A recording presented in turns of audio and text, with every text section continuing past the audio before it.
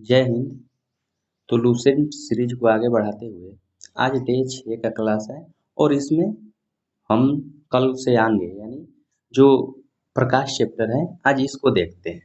ये थोड़ा लंबा चैप्टर है तो इसको हम 2 दिन में डिवाइड किए हुए हैं। तो आज आधा और कल आधा पढ़ लेंगे इसको। प्रकाश स्टार्ट करते हैं। प्रकाश प्रकाश क्या है? जिससे हम किसी वस्तु को देख सकते हैं। प्रकाश एक प्रकार का ऊर्जा है जो विद्युत चुंबकीय तरंग। प्रकाश कैसा है? विद्युत चुंबकीय तरंग। क्योंकि प्रकाश के लिए कोई माध्यम की आवश्यकता नहीं है, कोई माध्यम के लिए आवश्यकता नहीं है, इसलिए प्रकाश विद्युत चुंबकीय तरंग की श्रेणी में आता है। इसका मान हम आँखों द्वारा प्राप्त होता है। इसका ज्ञान हमें आँखों द्वारा प्राप्त होता है। इसका तरंगदैर्घ्य लगभग दृश्य तरंग यानी 3900 एंगस्ट्रॉम से 7800 एंगस्ट्रॉम के बीच होता है। सन 1637 ईस्वी में सबसे पहले 1637 ईस्वी में दकार्ते ने प्रकाश के कणिका मॉडल प्रस्तुत किया था। यहाँ से ऑब्जेक्टिव क्वेश्चन बनेगा कि किसने प्रकाश का कणिका मॉडल प्रस्तुत किया था? तो दकार्ते ने प्रस्तुत किया था। स्नेल का नियम इसका व्युत्पन्न नियम है। ठीक। सन 1678 में डच भौतिक जिनका नाम था हाइगेस, उन्होंने तरंग सिद्धांत दिया। तो तरंग सिद्धांत किसने दिया? हाइगेस। और कणिका सिद्धांत किसने दिया? तो दकार्ते। 2 क्वेश्चन यहाँ से। प्रकाश कैसा तरंग है? तो एक विद्युत चुंबकीय तरंग है। प्रकाश के लिए माध्यम की आवश्यकता पड़ती है? नहीं, माध्यम की आवश्यकता नहीं है। ठीक। नेक्स्ट बात करते हैं। और ये प्रकाश का तरंग सिद्धांत को किसने? हाइगेस ने दिया। और इसको सिद्ध किसने किया? व्यतिकरण के माध्यम से। तब व्यतिकरण से संबंधित सिद्ध किया थॉमस यंग ने 1801 ईस्वी में। इतना यहाँ से पढ़ना है। सन 1850 में फूको द्वारा किए गए प्रयोग में दर्शाया गया कि जल में प्रकाश की चाल वायु से कम होती है। यानी जल में प्रकाश की चाल वायु में प्रकाश की चाल से कम होती है। ये किसने कहा? ये फूको ने 1850 ईस्वी में। इस पूरे चैप्टर ये पूरे पैराग्राफ से एक ये याद रखना है, थॉमस यंग किससे संबंधित है? व्यतिकरण, प्रकृति तरंगवत और जल प्रकाश की चाल वायु प्रकाश की चाल से कम होती है। ये किसने कहा? फूको ने। बस जो पढ़ना है उसको हाईलाइट करते चलिए। प्रकाश तरंग निर्वात में कैसे संचरित हो सकती है, इसकी व्याख्या किसने किया था? तो मैक्सवेल ने। प्रकाश तरंग निर्वात में कैसे संचरित हो सकती है, इसकी व्याख्या किसने किया था? तो मैक्सवेल ने। मैक्सवेल कहाँ का था? स्कॉटलैंड का। तो इसी को सिद्धांत जो वैज्ञानिक सिद्धांत दिए हैं वो हमेशा पूछता है क्वेश्चन कि विद्युत चुंबकीय तरंग का सिद्धांत किसने दिया? तो आप क्या बताइएगा? मैक्सवेल ने। विद्युत चुंबकीय तरंग का सिद्धांत मैक्सवेल ने। बाकी इसमें कुछ पढ़ना नहीं है। नेक्स्ट बढ़ते हैं। ये थोड़ा सा PDF धुंधला हो गया है। अब बात करते हैं विद्युत चुंबकीय क्षेत्र में भी निर्वात चुंबकीय क्षेत्र का संचरण हो सकता है। यानी जो शुरू में मैंने बताया विद्युत चुंबकीय क्षेत्र में निर्वात में भी विद्युत चुंबकीय तरंग का संचरण हो सकता है। नेक्स्ट बढ़ते हैं इस लाइन में। प्रकाश का विद्युत चुंबकीय तरंग सिद्धांत। प्रकाश का विद्युत चुंबकीय तरंग सिद्धांत जो है प्रकाश के केवल कुछ गुणों की ही व्याख्या कर पाता है। जैसे अब क्वेश्चन यहाँ से बन जाएगा कि प्रकाश के विद्युत चुंबकीय तरंग सिद्धांत से हमें किसकी जानकारी प्राप्त हो सकती है? तो प्रकाश का परावर्तन, प्रकाश का अपवर्तन, प्रकाश का सीधा गमन और प्रकाश का विवर्तन, इतना का ज्ञान हमें प्राप्त हो सकता है प्रकाश के विद्युत चुंबकीय तरंग सिद्धांत से। ठीक। अब बात करते हैं नेक्स्ट। और व्यतिकरण का भी और ध्रुवण का, ये सब प्रकाश के तरंग सिद्धांत है। तरंग में जितने गुण होते हैं वो प्रकाश के तरंग सिद्धांत बोलता है। और प्रकाश के जो ध्रुवण, यहाँ पे विद्युत चुंबकीय तरंग कैसी है? अनुप्रस्थ तरंग है। और प्रकाश भी अनुप्रस्थ तरंग है। विद्युत चुंबकीय तरंग कैसी है? अनुप्रस्थ। और प्रकाश भी अनुप्रस्थ तरंग है। प्रकाश में ध्रुवण की घटना सिद्ध करती है कि प्रकाश अनुप्रस्थ तरंग है। ये किस घटना से मालूम चलता है कि प्रकाश विद्युत अनुप्रस्थ तरंग है? तो ये ध्रुवण से सिद्ध होती है। नेक्स्ट बढ़ते हैं यहाँ से। प्रकाश के कुछ गुण ऐसे भी हैं जिन्हें तरंग सिद्धांत नहीं कर पाता, जैसे प्रकाश विद्युत ध्रुव, प्रकाश विद्युत प्रभाव का व्याख्या नहीं कर पाता है। एक मिनट यार,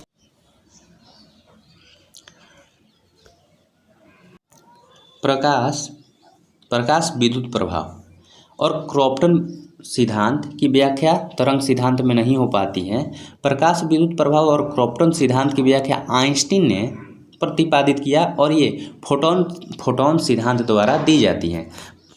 प्रकाश में दो प्रकार के गुण होते हैं। प्रकाश में दो प्रकार के गुण होते हैं, एक तरंग सिद्धांत और एक कर्ण सिद्धांत। कर्ण सिद्धांत इसलिए जरूरी है क्योंकि जो प्रकाश में क्रॉम्पटन प्रभाव होता है वो इसके माध्यम से हम पता कर पाते हैं और इसमें परावर्तन, अपवर्तन, ध्रुवण ये सब की घटना हम तरंग सिद्धांत से कर पाते हैं। हाँ, तो क्या प्रकाश द्वैध प्रकृति उत्पन्न करता है। प्रकाश का अब बोलते हैं, हम जानेंगे कि प्रकाश का फोटॉन सिद्धांत है क्या। तो इसके अनुसार प्रकाश ऊर्जा के छोटे छोटे बंडलों में पैकेटों के रूप में चलता है, इसी को फोटॉन कहते हैं। तो फोटॉन क्या है? प्रकाश का बंडलों में विभक्त होना फोटॉन है। और इससे प्रकाश जो है किसकी व्याख्या का गुण प्रकट कर पाता है? तो वो दोहरी प्रकृति का। कैसा? दोहरी प्रकृति का। क्यों? तरंग और कण के अनुसार। विद्युत चुंबकीय तरंग द्वैत प्रकृति द्वैत व्यवहार करती हैं। ठीक है, अब बढ़ते हैं आगे। प्रकाश विद्युत प्रभाव। जब कोई पदार्थ, धातु या अधातु, ठोस तथा गैस विद्युत चुंबकीय विकिरण यानी एक्सरे, विद्युत चुंबकीय तरंग कौन है? एक्सरे, दृश्य, प्रकाश etc में ऊर्जा शोषित करती हैं और इलेक्ट्रॉन उत्सर्जित करती हैं, इसे प्रकाश विद्युत प्रभाव कहते हैं। सन 1887 में हॉर्ट्ज ने यह प्रयोग किया था। तो प्रकाश विद्युत प्रभाव की व्याख्या किसने किया था? हॉर्ट्ज ने। ठीक, अब बात करते हैं आइंस्टीन। ये जो डब्बा में होता है ये सबसे ज़्यादा इम्पोर्टेंट होता है। अल्बर्ट आइंस्टीन ने 1921 में क्या दिया था? प्रकाश विद्युत प्रभाव की व्याख्या दी और इसके लिए इन्हें नोबेल पुरस्कार भी मिला था। प्रकाश, हम बात करें प्रकाश के वेग की गणना सबसे पहले किसने किया था? रोमर ने। इसमें ज़्यादा सिद्धांत याद करना है, वैज्ञानिक के बारे में, प्रकाश के बारे में समझना है कि प्रकाश दो प्रकार के गुण प्रदर्शित कर सकते हैं, दोनों गुण किसने किसने दिया और इसकी व्याख्या किसने की। प्रकाश के वेग की गणना सबसे पहले रोमर ने किया था। किसने? रोमर ने। वायु और निर्वात में प्रकाश की चाल सबसे अधिक होती है। क्यों? क्योंकि उसमें कोई रोकने वाला तत्व नहीं होता है प्रकाश को, तो प्रकाश निर्वात में सबसे अधिक गमन करता है और ये 3 × 10⁸ मीटर पर सेकेंड के हिसाब से गति करता है। नेक्स्ट, प्रकाश की चाल और मध्यम के अपवर्तनांक म्यू पर निर्भर करता है, यानी प्रकाश जिस माध्यम में जाएगा उसके घनत्व पर निर्भर करेगा। पानी जैसे, पानी में बहुत कम अणु होंगे तो पानी में तेज निकलेगा, वैसे ही ठोस में बहुत पास अणु होंगे, ज़्यादा होंगे तो इसमें कम गति करेगा। ठीक, अब बात करते हैं प्रकाश की चाल माध्यम के अपवर्तनांक पर निर्भर करती हैं और अपवर्तनांक जितना अधिक होगा प्रकाश की चाल उतनी कम होगी, अपवर्तनांक जितना अधिक होगा चाल उतनी कम होगी। इसलिए म्यू बराबर c/v, यानी प्रकाश की चाल बटा निर्वात में प्रकाश की चाल बटा माध्यम में प्रकाश की चाल होता है म्यू बराबर। ठीक है, नेक्स्ट बात करते हैं यू बराबर। प्रकाश को सूर्य से पृथ्वी तक आने में कितना मिनट लगता है? ये जहाँ जहाँ मैंने टिक लगाया है उसको एक कॉपी में नोट कर सकते हैं या फिर उसी को हाईलाइट करके, क्योंकि बार बार रिवीजन अब वही करना है, उसके पहले कोई बनता नहीं है रिवीजन करने के लिए। जहाँ से क्वेश्चन बनेगा मैं हाईलाइट कर चुका हूँ और यही पढ़ना है, बार बार पढ़ना है। ये 8 मिनट 16.6 सेकेंड। प्रकाश को सूर्य से पृथ्वी तक आने में कितना समय लगता है? 8 मिनट या 8 मिनट 16.6 सेकेंड। 20 मिनट याद करते हैं, 20 सेकेंड याद करते हैं। और चंद्रमा से आने में कितना, पृथ्वी तक प्रकाश आने में, तो ये 1.28 सेकेंड लगता है। ठीक, 1.28 सेकेंड। प्रकाश, अब प्रकाश को हम बांट सकते हैं। प्रकाश के प्रति व्यवहार वस्तुओं को हम निम्नलिखित बांट सकते हैं। जैसे प्रदीप्त, क्या है? प्रदीप्त वस्तुएं, ल्यूमिनस बॉडीज, ये वस्तुएं जो स्वयं प्रकाश उत्सर्जित कर सकती हैं उन्हें प्रकाशित कहते हैं, यानी प्रदीप्त वस्तुएं कहते हैं। जैसे सूर्य क्या है, दे देगा ऑप्शन कि इनमें से कौन प्रदीप्त वस्तुएं हैं। सूर्य, विद्युत बल्ब जो खुद से प्रकाशित हो उसे प्रदीप्त। नेक्स्ट, अप्रदीप्त, जो खुद से जिनमें अपना प्रकाश नहीं हो सकता उन्हें अप्रदीप्त, वो प्रकाश डालने पर चमकती है। जैसे मेज, कुर्सी, ग्रह, ये सब क्या है? अप्रदीप्त वस्तुएं हैं। और पारदर्शक वस्तुएं क्या है? पारदर्शक मतलब जिसके पार देखा जा सके, जिसके पार किरण निकल सके, उसे पारदर्शक वस्तुएं कहते हैं। किरण निकलने का अर्थ क्या है? कि किरण निकलेगा तो देख सकते हैं। जैसे कांच, जल, ये सब क्या है? पारदर्शक वस्तुएं हैं। यहाँ पे सबसे इम्पोर्टेंट ये जो दिया है, विभिन्न माध्यमों में चाल, प्रकाश की चाल, उसको हमेशा याद रखिएगा। ये देखिए 10 के पावर 8 जो है ये सब में रहेगा। 3 × 10 के पावर 8 होता है, ये 10 के पावर 8 सब में रहेगा। निर्वात में आपको याद होगा 3 × 10 के पावर 8, जस्ट निर्वात के बाद कांच में 2 × 10 के पावर 8, निर्वात कांच 3 2, ये 10 के पावर 8 तो हमेशा याद करना है कि 10 के पावर 8 सब में होगा। लेकिन अब इसको याद करना है कि निर्वात में कितना, तो निर्वात में 3 × 10 के पावर 8, तो कांच में कितना, 2 × 10 के पावर 8। उसके बाद ये जल में याद रखिए, जल में कितना, 2.25, जल में 2.25 × 10 के पावर 8।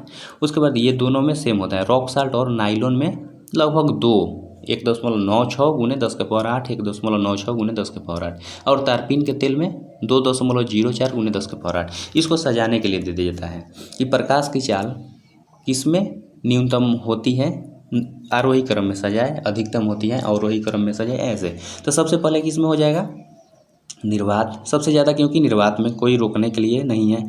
उसके बाद निर्वात के बाद देखिए ये चिन्ह हो गया कि इसमें ज़्यादा, इसको हटाइए, ऐसे निर्वात में सबसे ज़्यादा।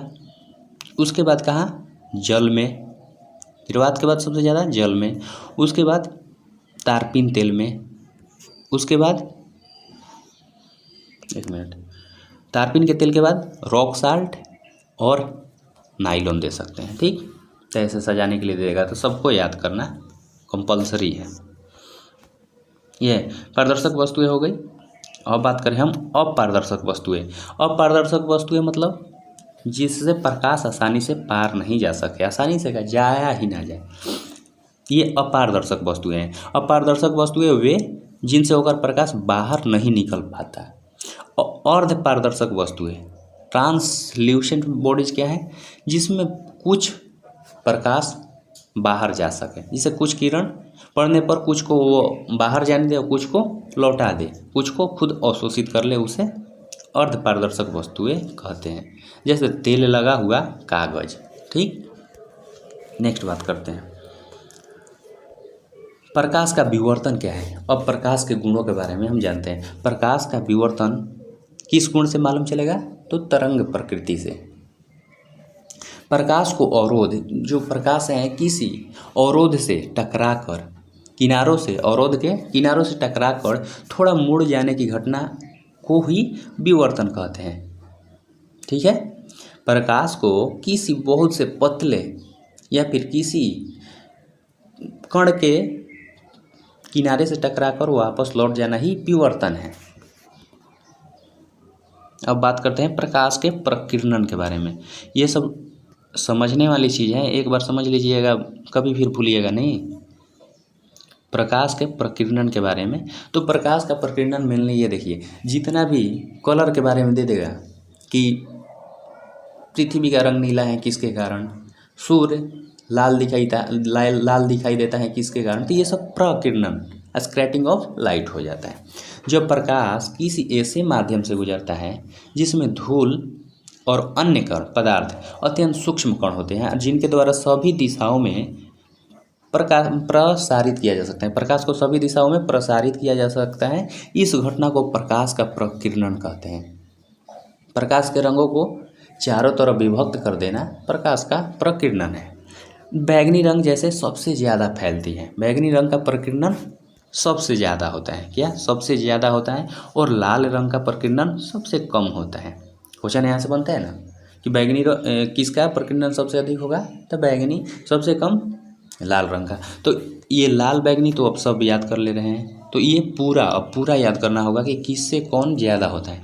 तो क्या है?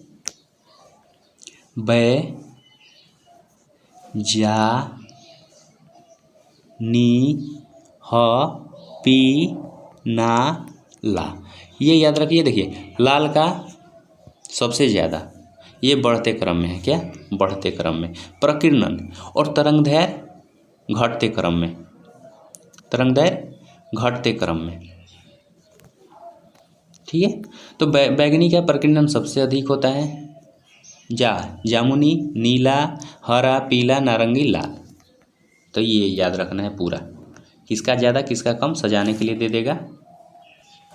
अब बात करते हैं आकाश का रंग नीला और सूर्योदय और सूर्यास्त के समय सूर्य लाल प्रकाश के प्रकीर्णन के कारण ही दिखाई देता है। ये लाल, पीला, नीला ये सब प्रकीर्णन के कारण।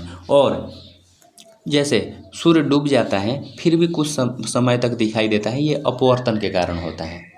सूर्योदय और सूर्यास्त के पहले और बाद सूर्य का दिखाई देना अपवर्तन के कारण। तारे टिमटिमाना अपवर्तन के कारण। ये सब अपवर्तन के गुण हैं। पानी में छड़ी मुड़ी हुई प्रतीत होना अपवर्तन का कारण है। लेकिन प्रकीर्णन का कारण क्या है? कलर।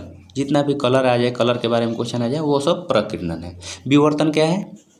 किसी कण के किनारे से टकराकर प्रकाश अपनी छाया यानी पीछे की ओर लौट जाना प्रकीर्णन, विवर्तन है। अब बात करते हैं हम प्रकाश के प्रकीर्णन उत्कृष्ट कार्य के लिए सीवी रमन ने, प्रकाश का प्रकीर्णन का सिद्धांत किसने दिया था? सीवी रमन ने।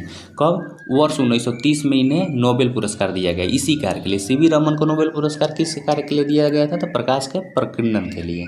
और आइंस्टीन को किसके लिए? प्रकाश विद्युत प्रभाव के लिए। ठीक है, याद रखिएगा।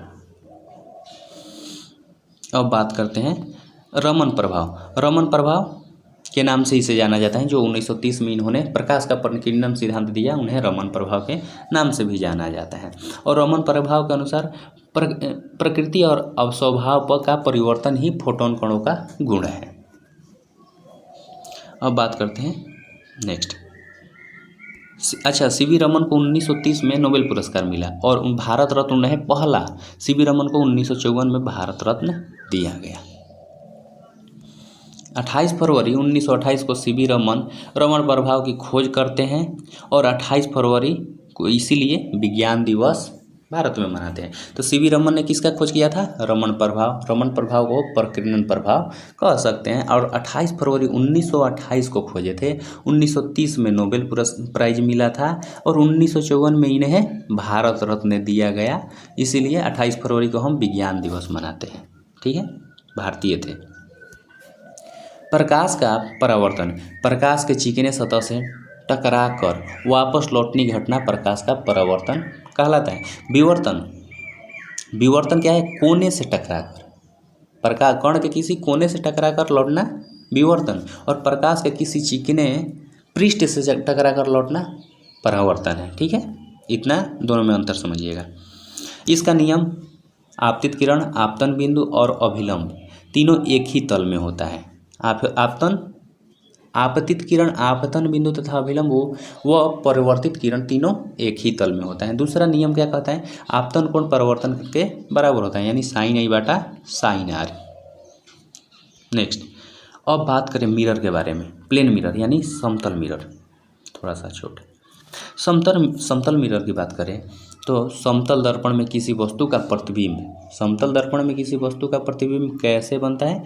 तो पीछे उतनी ही दूरी पर बनता है जितनी दूरी पर दर्पण सामने रखी हो। जैसे ये यहाँ पे दर्पण, ये समतल दर्पण है, समतल दर्पण, और यहाँ पे वस्तु रखी है तो इसकी जस्ट पीछे इतने ही दूरी पर, ये जितना दूर है यहाँ से उतने ही दूरी पर प्रतिबिंब बनेगा, वो भी कैसा, सीधा और आभासी। कैसा बनेगा, पीछे उतनी ही दूरी पर बनती है और काल्पनिक और बराबर, और सबसे इम्पोर्टेंट लैटरल बनती है। कैसे, पार्श्व परिवर्तन, पार्श्व उल्टा, लैटरल इन्वर्स बनती है, और वस्तु के प्रतिबिंब बराबर बनती हैं, यानी वस्तु के बराबर होती है। समतल दर्पण में इतना याद रखना है कि दर्पण कैसे बनती हैं, जितना दूर पे होती है उतना दूर पे, और आभासी यानी काल्पनिक, और वस्तु के बराबर, और पार्श्व परिवर्तन। ठीक है, और इसमें क्या गुण है, यदि कोई व्यक्ति भी चाल से दर्पण की ओर चलता है तो उसे टू भी चाल से अपनी ओर आता हुआ प्रतीत होगा। भी वेग से दर्पण की ओर बढ़ेगा तो दर्पण में टू भी वेग से दिखाई देगा, यानी 2 गुना। और किसी थीटा कोण से घुमाएंगे तो परावर्तित किरण भी 2 थीटा से घूमेगी, यानी 2 गुना। समतल दर्पण वस्तु में प्रतिबिंब देखने के लिए दर्पण की लंबाई, वस्तु की लंबाई की कितनी होनी चाहिए, आधी। अगर आप 6 फीट की हैं, 6 फीट के हैं, और आप दर्पण, समतल दर्पण में अपना पूरा प्रतिबिंब देखना चाहते हैं, तो दर्पण की साइज कितनी होनी चाहिए, 3 फीट, तो आधा रहेगा। ठीक है, चलिए नेक्स्ट, यहाँ से बात करें थोड़ा सा छोड़। यदि दो कोण थीटा कोण पर झुके हो, यदि 2 समतल दर्पण थीटा कोण पर झुके हो तो उनके बीच रखी वस्तु प्रतिबिंबों की गणना देखिए निम्न प्रकार से की जा सकती है। जैसे 360 थीटा अगर सम संख्या आए, जैसे 360 को अगर हम 10 से भागा दें तो ये 36 आए, यानी सम संख्या आए, तो इसमें से 1 घटा दिया जाता है, आंसर होता है 35। ओके, ठीक। उसी प्रकार अगर विषम, देखिए 360 माइन थीटा बाई 1 होता है, और 90 डिग्री पर झुका 2 समतल कोणों के बीच जैसे 4 हुआ तो 3 प्रतिबिंब बनेंगे। कितने प्रतिबिंब बनेंगे, 3। सम संख्या है 360 बटा थीटा जितना दे रहेगा उससे भाग दे देंगे, और सम संख्या आए तो 1 घटा देंगे, और विषम संख्या आएंगे ना आएगा तो वही आंसर हो जाएगा। यही बोल रहा है कि यदि सम संख्या आए तो प्रतिबिंब में 1 घटा देना है, और विषम संख्या आए तो प्रतिबिंब का वही हो जाता है, 1 घटाया नहीं जाता है। जैसे 9 प्रतिबिंब बनेगा, 40 बटा 360 में भागा 9 प्रतिबिंब बनेगा, तो इसमें 1 घटाना नहीं है। ठीक, वही आंसर होगा। नेक्स्ट, इसमें यही था। अब बात करते हैं गोलीय दर्पण के परावर्तन, गोलीय दर्पण के परावर्तन के बारे में। तो गोलीय दर्पण, पहली बात, गोलीय दर्पण को ये 2 भागों में काटेंगे तो एक उत्तल में विभाजित होता है, एक अवतल बनता है। उत्तल दर्पण और अवतल दर्पण है। उत्तल दर्पण क्या करता है, उत्तल दर्पण 2 प्रकार के, गोलीय दर्पण कितने, 2 प्रकार के, एक अवतल दर्पण, एक उत्तल दर्पण। अवतल दर्पण, और इसको छोटा थोड़ा करते हैं, हाँ। अवतल दर्पण, बड़ी फोकस दूरी वाले अवतल दर्पण का उपयोग दाढ़ी बनाने में अवतल दर्पण का आँख कान वाले डॉक्टर रखते हैं बड़ा देखने के लिए। अवतल दर्पण में मेनली क्या होता है कि वस्तु बड़ा दिखाई देती है, और दांतों के डॉक्टर इसीलिए रखते हैं बड़ा दिखे, गाड़ी की हेडलाइट में और सर्च लाइट में, हेडलाइट में और सर्च लाइट में। लेकिन सर्च लाइट क्या बात कर देगा, सर्च लाइट में बैक पीछे देखने के लिए मिरर में, साइड मिरर में, तो इसमें उत्तल लेंस का प्रयोग किया जाता है। क्यों, क्योंकि इतने से वस्तु में पूरे पीछे वाले रोड को देखना होता है, तो उत्तल में वस्तुएं छोटी छोटी दिखाई जाती हैं, इसलिए उत्तल दर्पण का प्रयोग किया जाता है।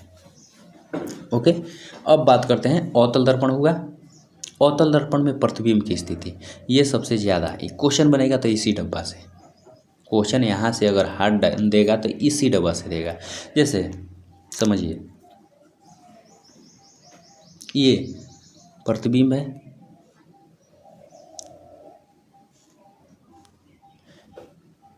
ये प्रतिबिंब है, और वस्तु यहाँ से रखी होती है एफ पर, सेंटर पर, अनंत पे।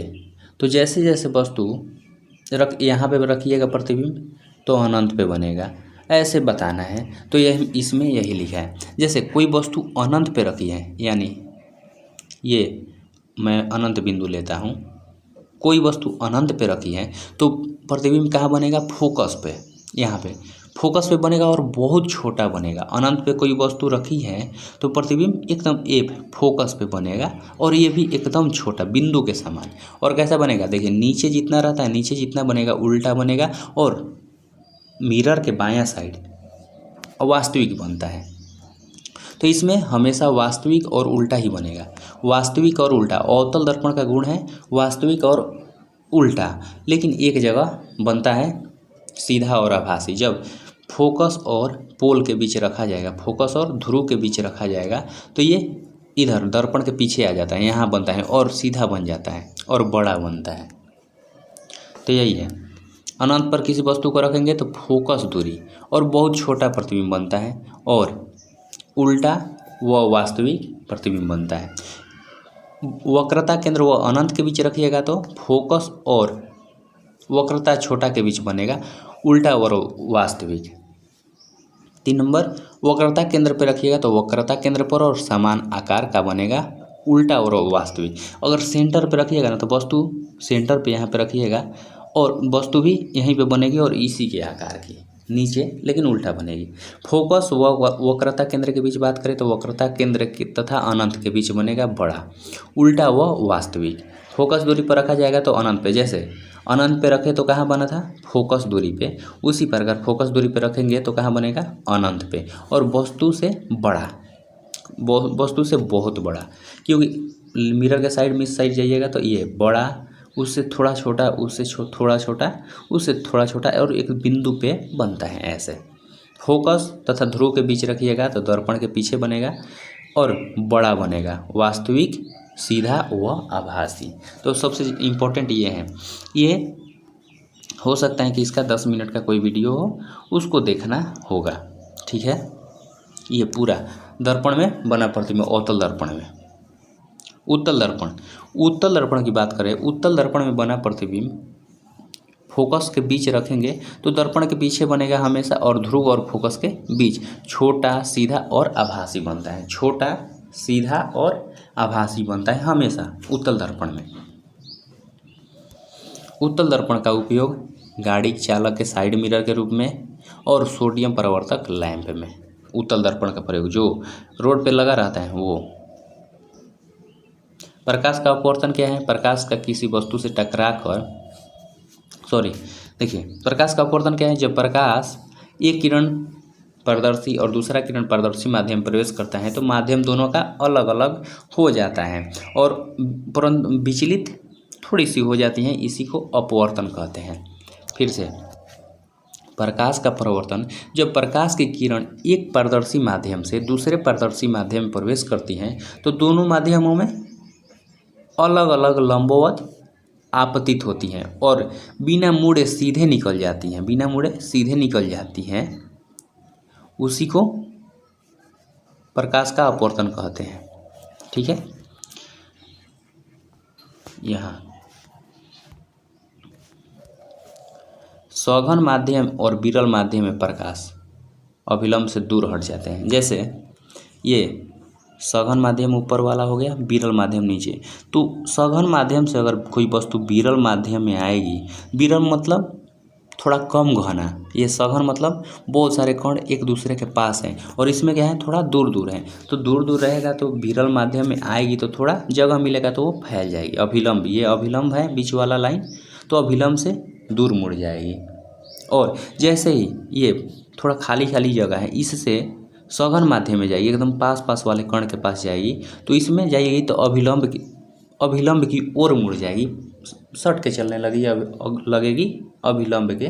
तो उसके लिए यही है, हटिए, ठीक। तो प्रकाश का क्या, अभिलंब की समानांतर प्रवेश करती हैं और पथ में कोई परिवर्तन नहीं होता है जब सघन से विरल से सघन में जाती है, और सघन से विरल में आएगी तो दूर हट जाएगी, विरल से सघन में पास, अभिलंब के पास से गुजरेगी। अपवर्तन के नियम, आपतित किरण वही है, आपतित किरण, अभिलंब, अपवर्तित किरण तीनों एक ही समतल में स्थित होते हैं और किन्हीं दो माध्यमों के बीच आपतन कोण की जाया और अपवर्तन कोण की जाया का अनुपात बराबर होता है, यानी साइन आई बटा साइन आर। इसे स्नेल का नियम भी कहते हैं। अगर पूछ देगा कि स्नेल का नियम क्या है तो यही स्नेल का नियम क्या है, साइन आई बटा साइन आर। क्या है,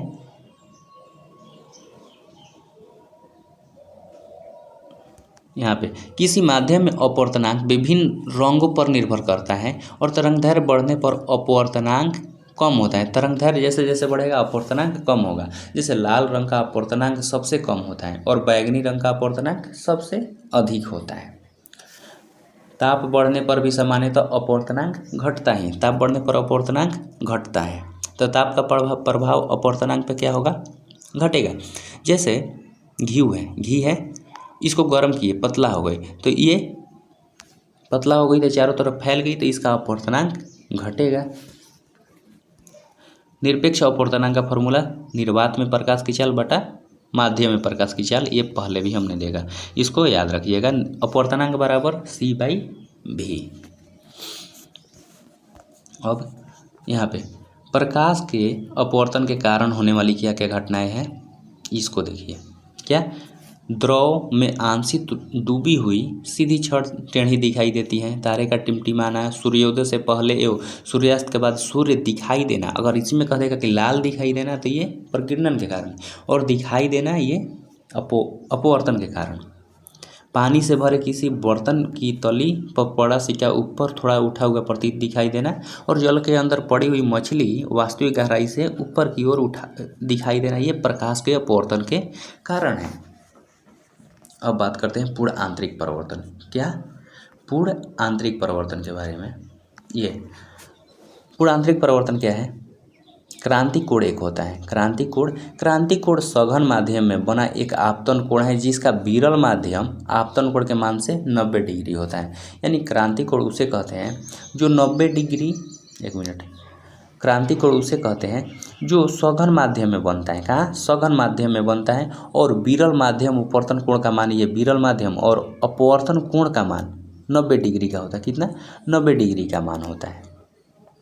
आपतन कोण का मान क्रांति कोण से थोड़ा अधिक कर दे तो प्रकाश विरल माध्यम में नहीं जाती, वो वापस लौट जाती है। फिर से, आपतन कोण का मान अगर आपतन कोण मतलब आने वाला कोण, क्रांति के कोण से ये क्रांति कोण अगर 80 है तो ये 81 कर दे, थोड़ा ज़्यादा कर दे, तो प्रकाश विरल माध्यम में बिल्कुल नहीं आ पाती, इसी देर सघन माध्यम से ही वापस लौट जाती है। इस लौटने की घटना को पूर्ण आंतरिक परावर्तन कहते हैं। तो इसमें किसका मान ज़्यादा होगा, क्रांति कोण का या फिर आपतन कोण का। तो आपतन कोण का मान क्रांति के कोण से अधिक कर देने पर विरल माध्यम में बिल्कुल नहीं आ पाती हैं, इसी लौटने की घटना को पूर्ण आंतरिक परावर्तन कहते हैं, माने उसी माध्यम में वापस लौट गई। ठीक है। प्रकाश का अपवर्तन बिल्कुल नहीं होती, प्रकाश आपतित प्रकाश में परिवर्तित हो जाती है, जिसमें पूर्ण आंतरिक परावर्तन कहते हैं, और वो चमकने लगता है। पूर्ण आंतरिक परावर्तन की मेन खास बात क्या है कि वो चमकने लगता है। अब ये बात करते हैं प्रकाश के पूर्ण आंतरिक परावर्तन के 2 शर्त बहुत इंपॉर्टेंट है कि दोनों शर्त क्या क्या होने चाहिए। प्रकाश, सबसे पहली बात, प्रकाश का घना से विरल में आना चाहिए, माने घना से कम घना वाली वस्तु में आना चाहिए। दूसरी बात, आपतन कोण क्रांति कोण से बड़ा होना चाहिए। ये दोनों घटना होगी तभी पूर्ण आंतरिक परावर्तन हो सकती है। ठीक है, नेक्स्ट बढ़ते हैं। पूर्ण आंतरिक परावर्तन के सबसे इम्पोर्टेंट, ये याद रहना चाहिए या नहीं, लेकिन ये पूर्ण आंतरिक परावर्तन के उदाहरण जो है ना, ये पूरा याद रहना चाहिए। जैसे हीरा का चमकना पूर्ण आंतरिक परावर्तन का उदाहरण है। रेगिस्तान में मरीचिका का बनना पूर्ण आंतरिक परावर्तन का उदाहरण है। जल में पड़ी परखनली का चमकना भी पूर्ण आंतरिक परावर्तन का उदाहरण है। ऐसे ही कांच में आई दरार का चमकना पूर्ण आंतरिक परावर्तन के उदाहरण है। अब एक टॉपिक है प्रकाशिक तंतु। प्रकाश का सरल रेखा में गमन करता है, लेकिन पूर्ण आंतरिक परावर्तन का उपयोग प्रकाश के वक्र मार्ग पर चलाया जाता है। प्रकाश तंतु पूर्ण आंतरिक परावर्तन के सिद्धांत पर आधारित है। प्रकाश तरंग कैसी है, पूर्ण आंतरिक तरंग पर आधारित एक युक्ति है। चलिए तो आज यहीं पे इस टॉपिक को एंड करते हैं, और कल इसका सेकंड पार्ट आएगा, वहाँ पे एंड करते हैं इसको। ठीक है, थोड़ा लंबा चैप्टर था और इससे क्वेश्चन बनता ही बनता है। प्रकाश कम से कम 3 बार 4 बार तो पढ़ के जाना ही जाना है, कम से कम 2-3, अगर फिजिक्स से क्वेश्चन पूछेगा तो 2 कम से कम इसी चैप्टर से रहेगा, प्रकाश से। तो हमने आज क्या क्या पढ़ा, फिर से एक बार रिवाइज कर लेते हैं। प्रकाश के बारे में क्या पढ़ा कि प्रकाश विद्युत चुंबकीय तरंग है, इसका एंगस्ट्रॉम होता है 3900 से 7800। ये इसका जो कौन मॉडल, कणिका मॉडल किसने दिया था, दकार्ते ने, और इसे स्नेल का नियम भी कहते हैं। 1678 में एक डच वैज्ञानिक थे जिनका नाम हाइगेस था, वो कौन सा सिद्धांत दिए, तरंग सिद्धांत। तरंग सिद्धांत को व्याख्या किसने किया, व्यतिकरण के माध्यम से, तो ये 1801 में यंग ने। फिर ये प्रकृति तरंग के बारे में बताए। फूको क्या किए कि फूको ने बताया कि जल में प्रकाश की चाल वायु में प्रकाश की चाल से अधिक होती है। नेक्स्ट बात करें, ये मैक्सवेल ने क्या दिया, प्रकाश का वैद्युत चुंबकीय सिद्धांत, वैद्युत चुंबकीय सिद्धांत मैक्सवेल ने। अब यहाँ बात करें,